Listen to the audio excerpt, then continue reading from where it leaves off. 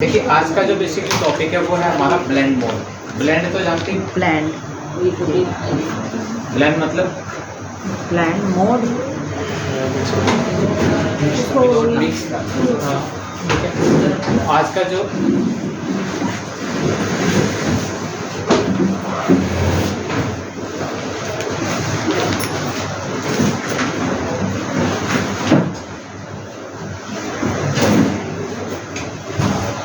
Topic है वो है हमारा simply blend mode. Blend mode के लिए सबसे मेन जो रिक्वायरमेंट आपके पास आती है, दो चीज़ें चाहिए।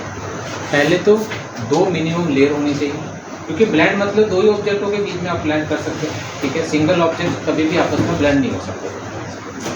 तो देखिए यहाँ पे एक तो सबसे पहले दो ऑब्जेक्ट आपके पास होनी चाहिए, लेकिन यहाँ पे ऑब्जेक्ट नहीं होते क्या है आपके पास लेयर। इतने मिनिमम आपको दो लेयर चाहिए जो आपस में ब्लेंड हो। लेकिन ये ब्लेंड होते क्या है, क्या होता है ब्लेंड बेसिकली? तो यहाँ पे क्योंकि ऑब्जेक्ट की बात करें तो ऑब्जेक्ट आपस में ब्लेंड कर दो तो बीच में जैसे दो ऑब्जेक्ट आपस में मिला दिए तो एक नया शेप बन जाए बेसिकली। तो एक तो होती है फाइनल प्रोडक्ट, एक होता है कि उसके बीच में जितनी भी स्टेप्स होती हैं उन स्टेपों को हम बुलाते हैं, तो उसको बोलते हैं ब्लेंड स्टेप्स। तो कितनी स्टेपें आप साथ में वो ब्लेंड कर सकते हैं। लेकिन इसके अंदर देखते हैं तो पिक्सल्स के अंदर ब्लेंड जो होते हैं बेसिकली ऑब्जेक्ट नहीं होती है। इसके अंदर ब्लेंड क्या होते हैं आपके कलर ब्लेंड। और ये कलर ब्लेंडिंग थ्योरी है क्या बेसिकली? तो देखो कलरों को जब ब्लेंड करते हैं तो आपके पास हमेशा देखिएगा कोई भी कलर थ्योरी के अंदर देखा जाए तो हमारे पास दो चीज़ें होती हैं बहुत इंपॉर्टेंट चीज़ें। पहली चीज़ क्या होती है, इस लाइन को क्या बोलते हैं? एक्स, इसको वाई, उल्टा बोल दिया। ये लाइन होती है, एक्स होती है, ये अच्छा समझ गए। ये तो हो गया हमारा ग्राफ। ये जो ग्राफ है बेसिकली हमारे पास, ये आपका देखिएगा अगर आप तो कलर में भी होता है। ये कलर से ग्राफ का क्या लेना देना? मैं स्टार्टिंग से ही बोलता आ रहा हूँ आप लोगों को, जब भी हम लोग कोई भी कलर चेंज करते हैं तो उस कलर के अंदर दो चीज़ें होती हैं जो बहुत इंपॉर्टेंट होती है। पहली रोहित, क्वेश्चन रिपीट करो। Very good. दूसरा दूसरी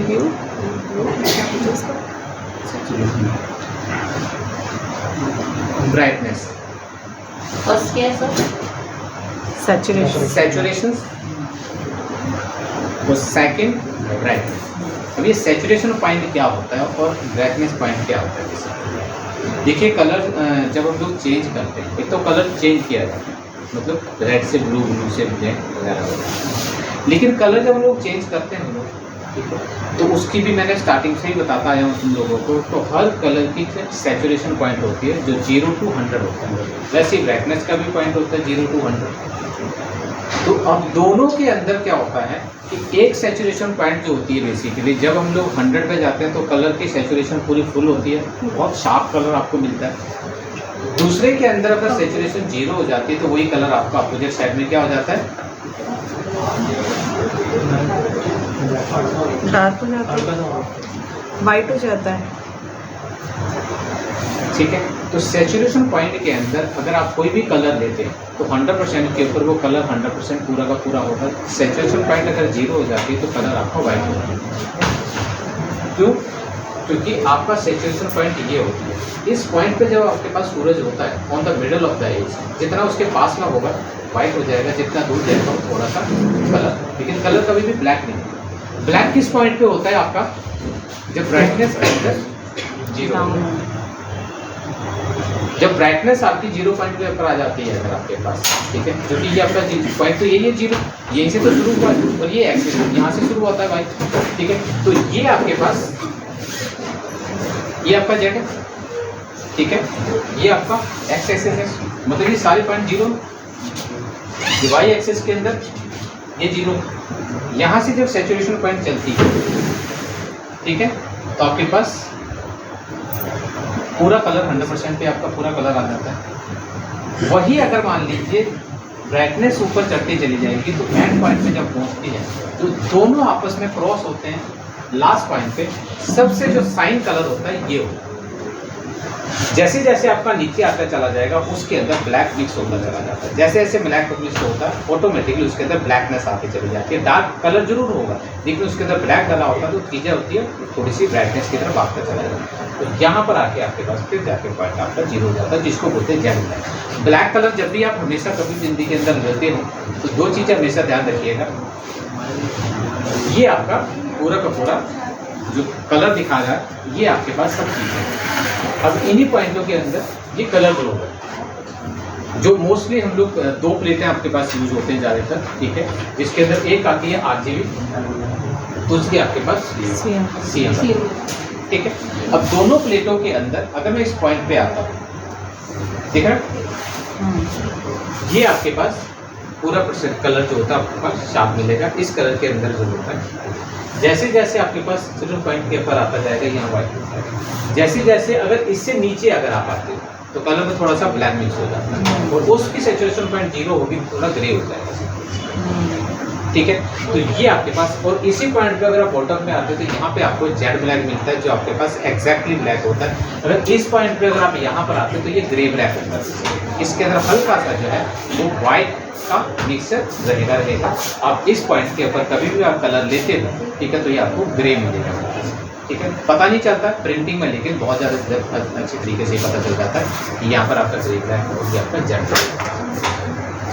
और दूसरा इसके अंदर मैंने पहले भी आप लोगों को बताया है, क्योंकि ये जो प्लेट है आपके पास, ठीक है, इस प्लेट के अंदर जो होती है इसको बोलते हैं यूज के अंदर टोन होती है। ये तो मैंने बताया ब्राइटनेस और स्टेबल पॉइंट होती है, यहाँ से कलर की टोन लेते हैं। तो जब भी आप किसी भी कलर को लाइट के साथ में काम करते हैं, ठीक है, तो यहाँ पर अगर आप देखोगे तो ये आपके पास 0 है, ये आपके पास 50% परसेंटेज है। इसके बाद अगर आपके पास होते हैं तो टोन चेंज हो जाती है, ओके। तो आपके पास जो रेड है, रेड की मिक्सिंग तो मतलब रेड और ग्रीन मिक्स होके क्या बना सकते हैं, येलो, ठीक है। दूसरे की अगर हम बात करते हैं तो ग्रीन, ठीक है, और येलो, यहाँ देखिएगा बीच में सारा का सारा मिक्सिंग हो रही है, ठीक है, तो येलो तो होता ही नहीं, इसका मतलब कलर क्या मिक्स हो रहा था ये। तो ये आपके पास 2 पॉइंट, ठीक है। अब दूसरे पॉइंट की तीसरे की बात कर लेते हैं, ये आपके पास ग्रीन और ब्लू, दूसरी प्लेट आ गई हमारे पास, दूसरी प्लेट कौन सी है, ग्रीन और ब्लू के साथ में। तो इस पॉइंट पे जाके आपके पास ये सियान होता है जिसकी आपकी वैल्यू ज़्यादा होती है। अब यहाँ पे वैल्यू किसकी ज़्यादा है, नीचे ज़्यादा है तो रेड के ऊपर चढ़ गए, ग्रीन की ज़्यादा होगी तो यहाँ पे ग्रीन आ जाएगा, ठीक है। और उसी तरह से ब्लू और रेड मिक्स होकर आपके पास मजेंटा होगा। तो ये आपके पास पूरे के पूरे कलर आपके पास आते हैं। तो ये तो वो है जो कलर आपको खुद बनाने हैं, लेकिन जो फोटो लेते हैं उसके अंदर तो कलर खुद ही होते हैं। तो जब आप कलर किसी को भी यूज करते हैं जो आपस में ब्लेंड करते हैं तो ये कलर किस तरह से ब्लेंड करते हैं। अब यहाँ पे आप ध्यान रखिएगा कि ये जो मैंने पॉइंट बताए थे आप लोगों को, अगर मान लीजिए आपका कलर आपकी इमेज के अंदर ये वाला पॉइंट का कलर है, आपका सैचुरेशन पॉइंट और ब्राइटनेस आपकी कहाँ पर जा रही है, 50% से ऊपर, ठीक है ना, 50% तो यहाँ पर आएगा तो दोनों का 50% ये होगा, ठीक है। अगर मान लीजिए आपका कलर सैचुरेशन पॉइंट ज़्यादा होगा तो जब इसके अंदर ब्लेंड होगा तो दोनों कलर डार्क की तरफ होते हैं, और अगर सैचुरेशन पॉइंट से नीचे होगा तो दूसरे का कलर अगर डार्क होगा तो इसको खा जाएगा और डार्क उसके ऊपर चढ़ जाएगा। तो हमेशा जो ज़्यादातर जो ब्लेंड जो होता है, जितना कलर लाइट होगा, लाइट कलर जो नेचुरल बात है ना, व्हाइट कलर के अंदर अगर आप रेड डाल दोगे तो व्हाइट तो दिखेगा नहीं ना, व्हाइट को तो खत्म कर देगा, तब रेड उसके ऊपर चढ़ता चला जाएगा, ठीक है। लेकिन कभी भी रेड के अंदर व्हाइट अगर मिक्स करते हैं तो व्हाइट की वैल्यू जब तक पूरी उसके ऊपर नहीं चढ़ जाती तब तक वो व्हाइट नहीं करने देगा। तो यहाँ पर सैचुरेशन पॉइंट जिसकी ज़्यादा होगी, जब कलरों को ब्लेंड करोगे वो ही आपके पास वो विजिबल रखेगा, तब जाके आप। तो यहाँ पर हमेशा ध्यान रखिएगा कि जब भी इसके अंदर कलरों को हम लोग ब्लेंड करते हैं, मतलब 2 लेयर जब आपके पास ब्लेंड होते हैं तो कौन सा लेयर का कंटेंट दिखेगा और कौन सा नहीं दिखेगा, क्योंकि कलर आपस में ब्लेंड होंगे। अब मान लीजिए एक ही डब्बे के अंदर लाल, हरा, पीला, नीला डाल दिया, वो एक कलर मिक्स है, उसका द्वारा दूसरा और डालोगे तो जिसकी स्ट्रेंथ सबसे ज़्यादा होगी वही दिखेगा, बाकी के कलर उसको मिक्स करके वो ब्लेंड मार देगा सिंपली इसके अंदर। तो यहाँ पे आपके पास जो इमेज के जो कलर्स हैं वो आपको किस तरह से आपको ब्लेंड होते हैं, कैसे नहीं होते हैं, अभी हम लोगों को पता चल जाएगा। और ये कहाँ कहाँ पे यूज करना है वो इसके अंदर आपको। तो सबसे पहले ब्लेंड करना बहुत ज़्यादा मुश्किल नहीं है, बहुत सिंपल सा आज का जो टॉपिक है मेरे पास एक इमेज है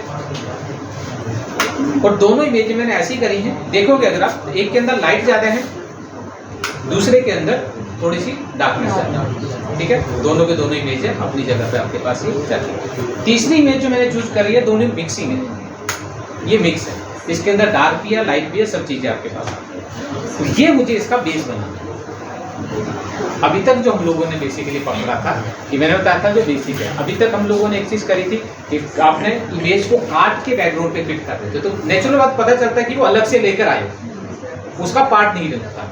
लेकिन जब हम लोग यहाँ पे बात करें तो ये लग नहीं रहा कि कौन सी चीज़ें का, क्योंकि लाइट जो है वो इमेज के ऊपर ही प्रॉपर तरीके से आपकी ब्लेंड हो जाती है।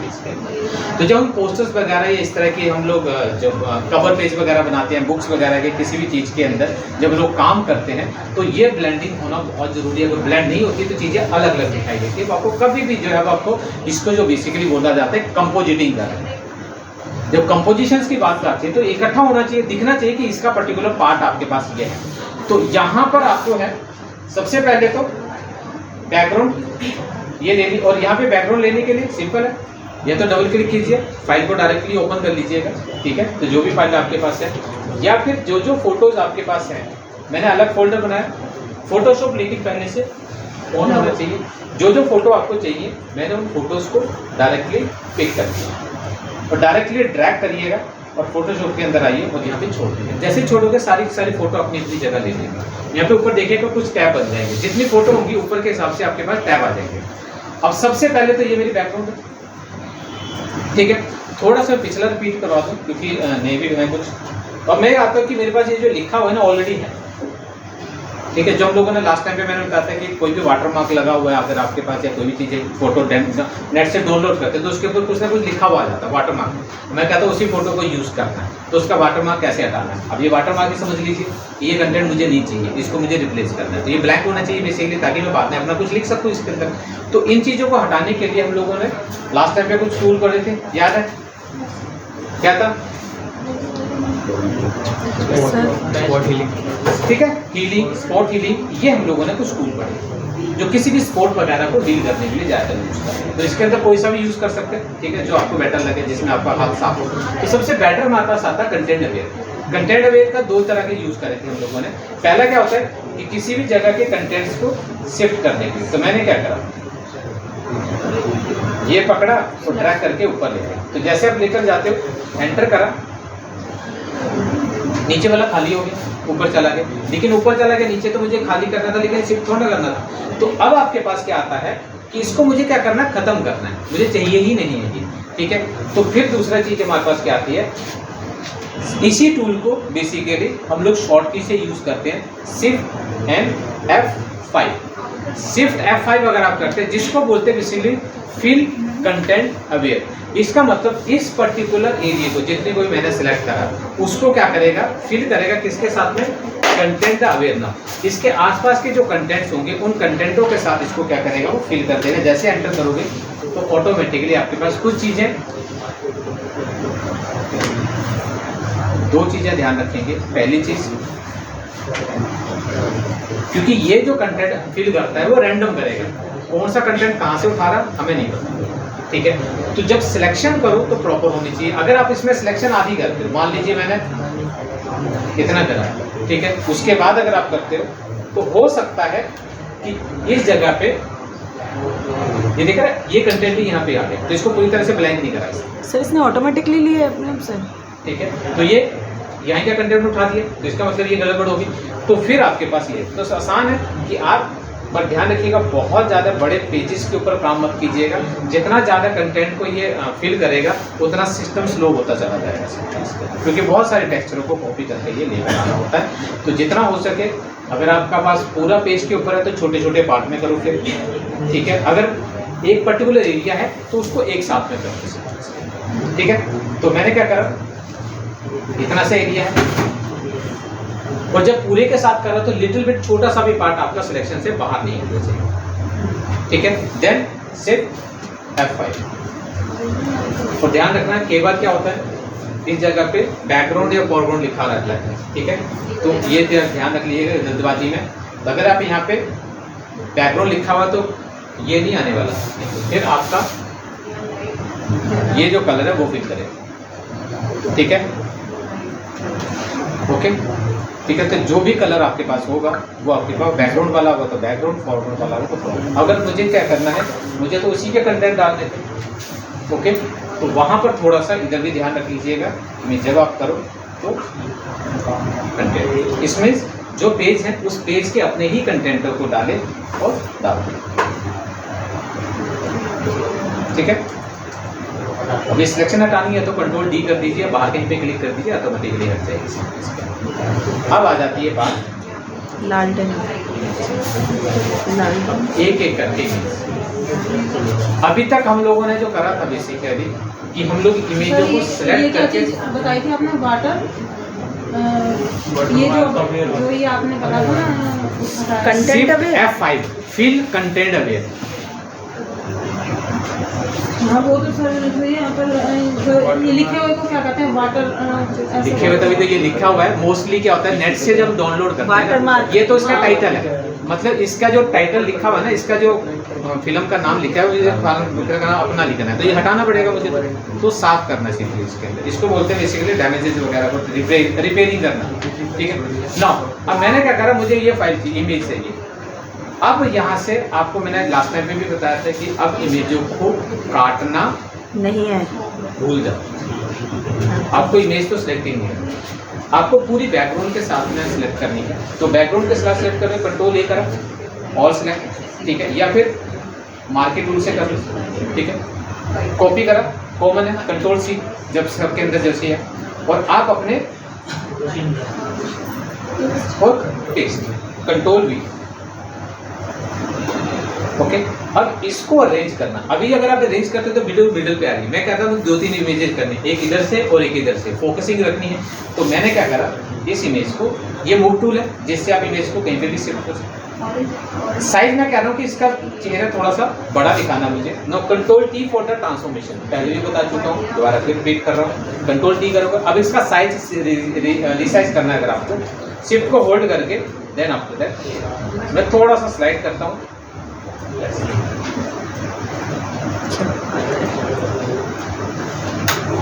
ठीक है। तो ये सब चीज़ें काम से हमको। अब आपके पास आती है, यहाँ पर देखो ब्लेंड मोड है काम, इस जगह पे जाओगे तो बहुत सारे ब्लेंड मोड आते हैं। ये सब ब्लेंड मोड है।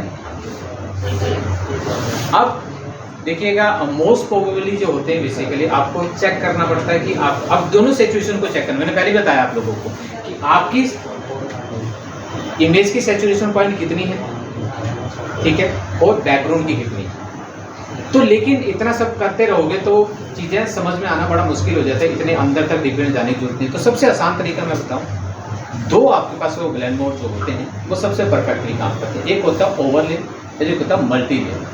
तो मल्टीप्लाई के अंदर क्या करोगे, तो जैसे आप करोगे तो ऑटोमेटिकली देखिएगा, अगर ये बैकग्राउंड मेरी और लाइट होती तो ये पूरी तरह से खत्म हो जाता। थोड़ी सी इसके अंदर ब्लैकनेस थी, ठीक है, तो जितनी मैं क्या करता, जितना ब्लैकनेस होगी तो दूसरे लाइट कलर को अपने ऊपर चढ़ने नहीं देगा, ठीक है ना। ये देखो पीछे वाला लाइट था, ये ब्लैक था, तो इसने क्या करा, उसको ओवरले करा, तो ये आपकी एक बन गई। अब इस चीज को स्मूथ, और दूसरा इसके अंदर को, और मैं कहता हूँ ये थोड़ा सा डार्कनेस के ऊपर चला गया, मुझे थोड़ा सा लाइट में अकॉर्डिंगली काम करना है। तो फिर दूसरा जो हमारे पास आता है वो है आपका ओवरले। तो देखिएगा लाइट को वो डार्कनेस पे ज्यादा रहती है, और ये लाइट, देखिए लाइट को प्रॉपरली इसने खत्म नहीं करा, मतलब इसने ब्लैक को क्या करा, ओवरले कर दिया। तो ब्लैक शेड जो थी उसने व्हाइट के ऊपर चढ़ गया, तो व्हाइट की स्ट्रेंथ ज्यादा होगी, ठीक है, और ब्लैक को इसने, और बिल्कुल व्हाइट होता तो ये भी नहीं दिखाई देता, समझ गए, ठीक है। तो यहाँ पर अब मेरे लिए क्या होता है कि इस इमेज को कटिंग करने की जरूरत ही नहीं है। अब सिर्फ और सिर्फ एक चीज मैनेज करना जरूरी है, वो क्या, ये जो हल्की सी दिख रही है आपको, ये लाइट है। अगर इसको थोड़ा सा मैं स्मूथ कर दूं, मतलब ब्लेंड कर दूं बैकग्राउंड के साथ में, ठीक है, तो मुझे कोई कटिंग करने की जरूरत ही नहीं पड़ेगी, ठीक है। अब वो ब्लेंड कैसे करें, अब ब्लेंड करने के लिए हमारे पास क्या था, लास्ट टाइम पे मैं आपको बताया था एक चीज, क्या, किसी भी इमेज को काटना कैसे, मास्क। अब आपका काम आता है मेनली मास्किंग का, ठीक है। अब मास्क के लिए मैंने पहले बताया आप लोगों को 2 ही कलर, पहला black and white and black, ठीक है। ब्लैक हाइड तो करेगा। अब सबसे पहले इसके ऊपर लगाना क्या आप लोगों को, पहले तो मास्क लगाएं। अभी तो है क्या, कहीं मास्क दिख रहा है? अभी क्या है, ये तो इमेज है। अब ये समझ लीजिए आप, अब आपके ऊपर मुखौटा लगाना है तो मुखौटा तो कहीं भी दिख ही नहीं रहा। अब मुखौटा लगाने के लिए कुछ नहीं करेंगे, लेयर को सिलेक्ट कीजिएगा, इसी के अंदर ये यहाँ पर आपके पास एक मास्क है, ठीक है। यहाँ पे ऐड द लेयर मास्क, इसमें जो लेयर, जिस लेयर के ऊपर मास्क लगाना उस लेयर को सिलेक्ट कर लें, या फिर लेयर में जाओ, लेयर मास्क में ना, ठीक है। तो जैसे आप इसके ऊपर मास्क लगाओगे तो यहाँ पे ऑटोमेटिकली एक मास्क आता है, इसको बोलते हैं बेसिकली लेयर। अब इस मास्क का जो है, ठीक है, अब जो है मैनेज करना है वही कितने कलर से, वाइट और ब्लैक से ही होता है ये, ठीक है। ब्लैक हाइड करेगा। अब ये जो हिस्सा है मुझे इसको क्या करना, हाइड करना है, मतलब इसको थोड़ा सा काटना है, तो यहाँ पे कटिंग नहीं करते। अब उसको क्या करना है हम लोगों को, हाइड करने के लिए फिर आपके पास मुझे इसका मतलब कि उस पर्टिकुलर मास्क के अंदर मुझे कलर कौन सा फिल करना पड़ेगा, ब्लैक। तो मैंने क्या करा, ब्रश लिया, ब्रश का साइज अब ध्यान रखिएगा कि ब्रश का साइज थोड़ा सा बड़ा कर लीजिएगा, ठीक है, क्योंकि बहुत पतले ब्रश के साथ काम मत करना। जैसे मैं इसका ब्रश का साइज बड़ा करूँ, और बड़ा करने के लिए कर्ली ब्रैकेट क्लोज, बड़ा करने के लिए कर्ली ब्रैकेट ओपन से छोटा करना, मैंने इसको थोड़ा सा बड़ा। अब बड़ा करने के बाद ये जो एज है,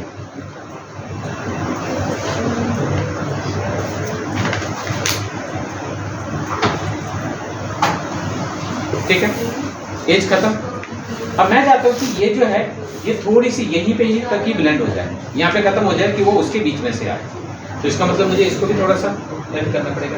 लेकिन जब आप नीचे बॉटम को ब्लेंड करोगे, ठीक है, तो ध्यान रखिएगा कि आपका जो कलर है वो धीरे धीरे छोड़े, क्योंकि धीरे धीरे करेंगे एकदम से वो गायब हो जाएगी सिंपली इसके अंदर।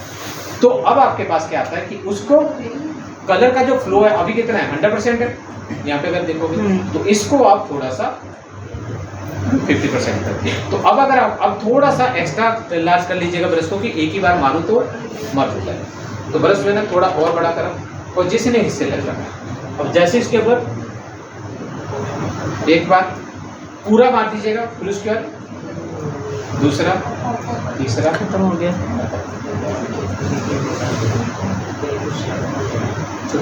बट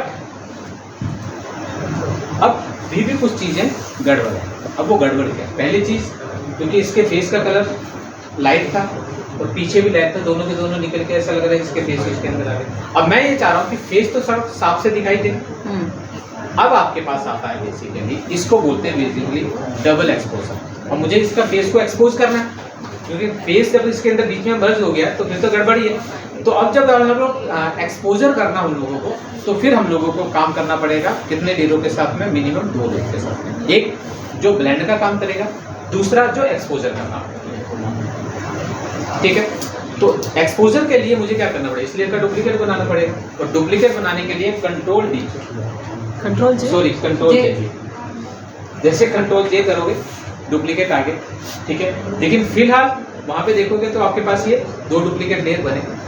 अब क्या करता है ये कि ये जो लेयर है, अब ये अभी भी ब्लेंड वैसा का वैसा ही है। तो अब इसके जब तक इसके ब्लेंड को नहीं हटाऊंगा तब तक ये फोटो एक्सपोज नहीं हो सकती। तो जैसे आप इसके अंदर ये ब्लेंड मोड जो है इसको नॉर्मल करेगा, दिख तो गई, लेकिन गड़बड़ क्या होगी, ये तो सब, क्योंकि मैंने कटिंग तो करी ही नहीं, तो नेचुरल बात है कि ये गड़बड़ करेगा। अब आपके पास क्या आ जाती है कि मुझे करना क्या था कि मुझे पीछे वाली में तो हाइड मुझे करना पड़ा साइड से, यहाँ पे फिर मुझे उसको दूसरे के ऊपर लगाना पड़ेगा शो मास्क। तो पहले तो मुझे पूरा का पूरा हाइड कर दूँ पहले तो, ठीक है। तो हाइड करने के लिए क्या है, वही मास्क को सिलेक्ट कीजिएगा और ब्रश लिया और इसको 100% लिया और मैं पूरे को पहले तो हाइड कर दूँ, सारे छुपा दिए। अब मुझे एक्सपोज कहाँ कहाँ से करना है, फिर आप उसके ऊपर यहाँ से कलर वाइट लिया, ब्रश का साइज अब थोड़ा सा छोटा कर लीजिएगा, नहीं तो हो सकता है कि बैकग्राउंड भी एक्सपोज हो जाए, ठीक है। मुझे बैकग्राउंड एक्सपोज नहीं करनी है, मुझे सिर्फ और सिर्फ फेस करना है। तो ब्रश थोड़ा छोटा करिएगा और फिर मैं कहता हूँ धीरे धीरे आए, तो फिर वही अगर मैं पूरा एक साथ कर देता हूँ तो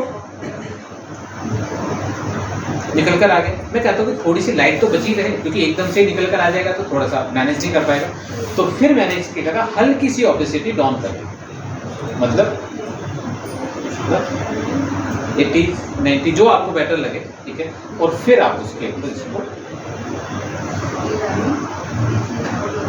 अब जितने हिस्से के अंदर आपको करना है उतने हिस्से के ऊपर छोड़िएगा, ऊपर मत ले जाना, समझ गए। ऊपर जाओगे तो नेचुरल बात है वो उसको एक्सपोज करता है। बाई चांस चले भी गए, मान लो गलती से आपका हो गया तो अंडू करने की जरूरत नहीं है। आप कलर वापिस से ब्लैक करो ऊपर और फिर यहाँ पर आप उसको मार, ठीक है।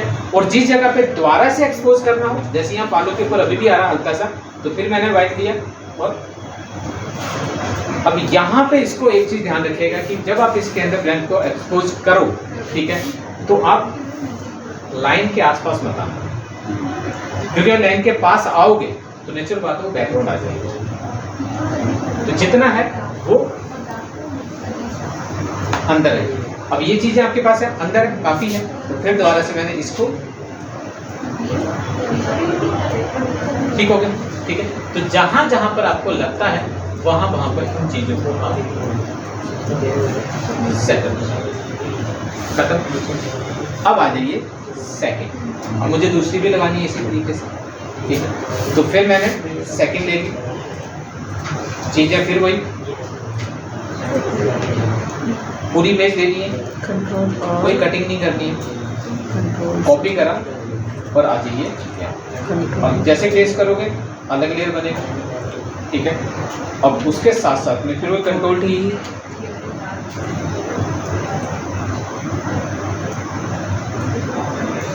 इसको सिर्फ इतने तक रखना, ओके। सर इस इतने तक ही रखने का पर्पस क्या है? इक्वल रखना है ना उसे। मुझे सिर्फ इसको एक्सपोज करना है कि दोनों का दोनों फोकस जो है वो एक साथ में रहे, और बीच में मुझे दोनों को एक और लाइट लगानी है जो सिंपल। तो यहाँ पर कोई रूल नहीं है कि छोटा कर सकते हैं, कोई रूल नहीं है कि बड़ा कर सकते हैं। आप विजुअली क्या बनाना चाहते हैं, आप विजुअली दिखाना क्या चाहते हो, वो आपकी सोच के ऊपर डिपेंड करता है। ये नहीं मैं कह रहा हूँ बड़ा कर दो तो बड़ा ही कर दो, छोटा कह रहे हो तो छोटा। आपको खुद को सोचना होगा कि आपको विजुअली कराना क्या है, क्योंकि नेचुरल बात है। एक बार कहते हैं कि अब ये यहाँ पे आएगा, अब दूसरा मैं कहता हूँ कि इसके पीछे से इस तरफ में दिखे, जैसे होता है ना कि पोस्टर में देखोगे पीछे की तरफ आपके पास जा रही है, तो फिर हम लोग ऊपर तो रख नहीं सकते, तो फिर हमारे क्या करना है इसको, ठीक है। और फिर हमने अब इसके पीछे से दिखाना है तो इसका पहले तो फ्लिप करना पड़ेगा क्योंकि फोकस उधर को है इसका, ठीक है। तो किसी भी पर्टिकुलर इमेज को फ्लिप करना है, कंट्रोल टी, वही से राइट क्लिक करा और फ्लिप कर दीजिए, ठीक। अब इसका भी ओके। और इसको क्योंकि बैकग्राउंड आपके साथ साथ चल रही है और मुझे क्या करना है, इसको फिर वैसे ब्लेंड, ठीक है। अब ब्लेंड करने का भी वही सेम कंसेप्ट है कि मीन्स, तो पहले तो ये दिख रहा है आपको, ये लाइन बनी, पहले तो इसको मास्क करो, ठीक है। और मास्क करने के लिए फिर मेरे पास पहले मास्क लगाया, मास्क के ऊपर क्लिक करा, ब्रश लिया ब्लैक। अब पहले तो इनको साइडों को, और जब बिल्कुल एज ही करना तो 100% पे ले लेना, जब कलर ब्लैक ले लो, ठीक है। तो फिर वाले के लिए मैं जल्दी जल्दी कर दूँ, और इसको भी मैंने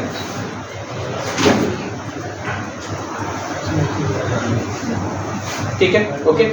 और फिर मैंने इसका डुप्लीकेट बनाया, कंट्रोल जी, और दूसरे वाले का एक्सपोजर पहले तो बंद करो, और बंद करने के बाद फिर आपने पहले तो इसको पूरे को हाइड कर दो।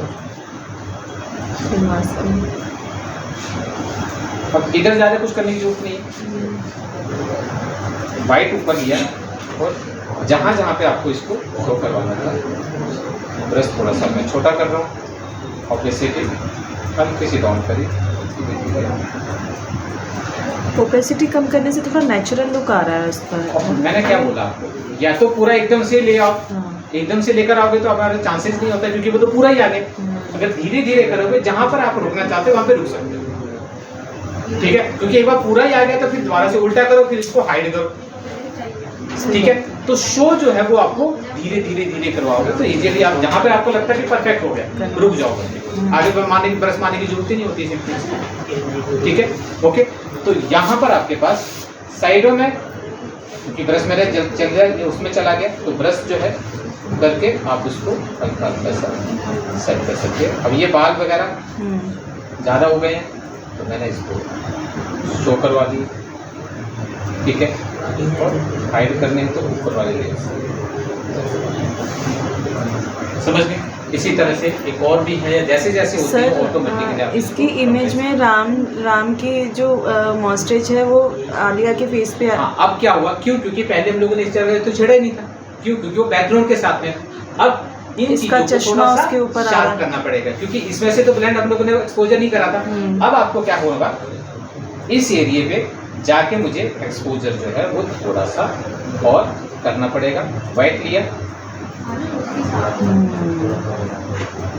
अब क्योंकि साइडों को छेड़ा जा सकता है, क्योंकि बैकग्राउंड से आते हैं यहाँ पे ये आपके पास साफ आ रहा है। हाँ, लेकिन बहुत ज्यादा आगे मत जाना, इसकी बैकग्राउंड आ जाएगी नहीं। ओके, ठीक है, तो कितना आप एजिस के साथ में काम करते हो, ठीक है,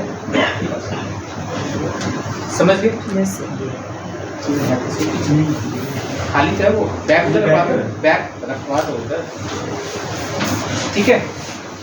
तो ये आपके पास ऑटोमेटिकली सेट कर देगा, समझ गए, ठीक है।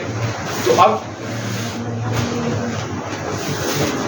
तीसरी और भी कोई फोटोज है जितनी भी आपके पास रहती हैं, ठीक है, सभी को ऑटोमेटिकली आप इसके अंदर ब्लेंड करके। अब कई बार क्या होता है कि अब मैं चाह रहा हूँ कि मुझे इसके अंदर ये नहीं, आजकल ज़्यादा चल रहे हैं, देखा होगा आपको सिंगल कलर पोस्टर, ये तो मल्टीपल कलर अभी भी दिखाई दे रहे हैं। इसके अंदर एक मैं कहता हूँ ग्रे कलर का एक शेड होना चाहिए, जो जिसको बेसिकली हम लोग जो है फिल्टर बोलते हैं। तो एक तो होता है कि फिल्टर ऑलरेडी इसके अंदर होते हैं, जो मैंने लास्ट टाइम पे भी आपको बताए थे, ठीक है। तो इसका अपना फिल्टर अगर आप लगाते हैं तो वो भी आप लगा सकते हो। फिल्टर कहाँ से बताया था मैंने, ठीक है, ओके। तो जैसे फिल्टर में जाओगे तो किस कलर का फिल्टर लगाना है, ठीक है, ओके, तो वो कलर आप यहाँ से चूज कर लीजिए, ओके।